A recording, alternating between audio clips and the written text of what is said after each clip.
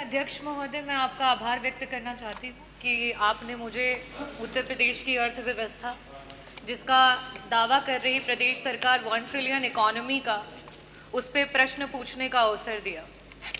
अध्यक्ष जी, जहाँ देश को 3 ट्रिलियन इकोनॉमी और प्रदेश को 1 ट्रिलियन इकोनॉमी का दावा कर रही है ये सरकार, वहीं वे अपने हर वादे में डबल इंजन की तरह फेल भी होती जा रही है।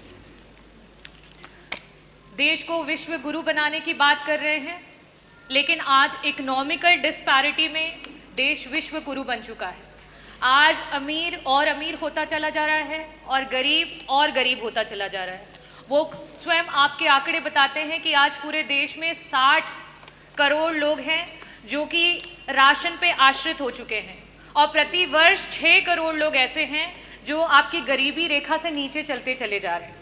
वही अगर हम मिडिल क्लास की बात करें, आरबीआई का आंकड़ा ये बता रहा है कि आज से 2010-2011 में जो एक मिडिल क्लास की आमदनी थी, सेविंग थी, वो जीएसडीपी का 25% हुआ करती थी और आज इस समय में 5.1% पर आकर के रह गई है।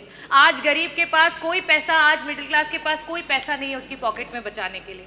वही अगर मैं बात करूं महिलाओं की, तो नियमित वेतनभोगी जो हमारी महिलाएं 22% थी, आज कहीं ना कहीं वो 22% से गिर के 16% पे आ चुकी हैं। हम 1 ट्रिलियन इकोनॉमी की अर्थव्यवस्था की बात कर रहे हैं, लेकिन हमारी 6 करोड़ की आबादी प्रति वर्ष गरीबी रेखा के नीचे चलती चली जा रही है। हमारी महिलाओं की नौकरियां जाती चली जा रही है, हमारे मिडिल क्लास का पैसा जाता चला जा रहा है। कहीं ना कहीं इस जुमले का शिकार पूरे प्रदेश का गरीब, पूरे प्रदेश का नौजवान, पूरे प्रदेश की महिलाएं और मिडिल क्लास हो रही है।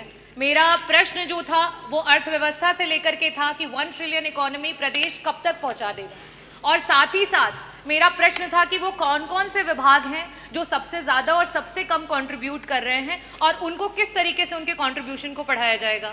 मंत्री जी, जो जवाब आया है उसमें विभिन्न प्रमुख सचिव जो इसके लिए रिस्पॉन्सिबल हैं उन विभागों के नाम आए हैं, लेकिन किसका कितना % कंट्रीब्यूशन है, क्यों कम है, कैसे ज़्यादा होगा, उसकी कोई भी इसमें वर्णन नहीं दिया गया है।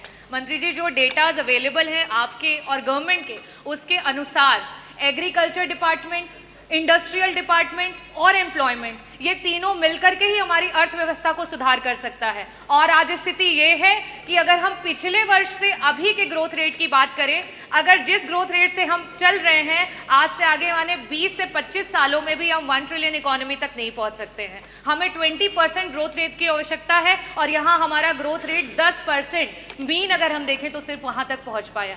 मेरा आपसे प्रश्न ये है कि ये 1 ट्रिलियन इकोनॉमी के जुमले में जो हमारे गरीबी रेखा के नीचे जा रहे लोग हैं, उनको वापस से ऊपर उठाने के लिए सरकार की कोई नीति आने वाली है? जो हमारी मिडिल क्लास है, जिसकी 25% जीएसडीपी तक की सेविंग्स हुआ करती थी, आज 5% हो गई है, उस मिडिल क्लास की पॉकेट से वापस भरने के लिए क्या सरकार की कोई नीति आने वाली है? जो हमारी महिलाएं 22% तक थी, उन्हें बढ़ा करके आगे लेकर के जाना चाहिए, आज 16% पे आ चुकी हैं। उन महिलाओं को वापस से नौकरी पे लाने के लिए सरकार की कोई योजना है?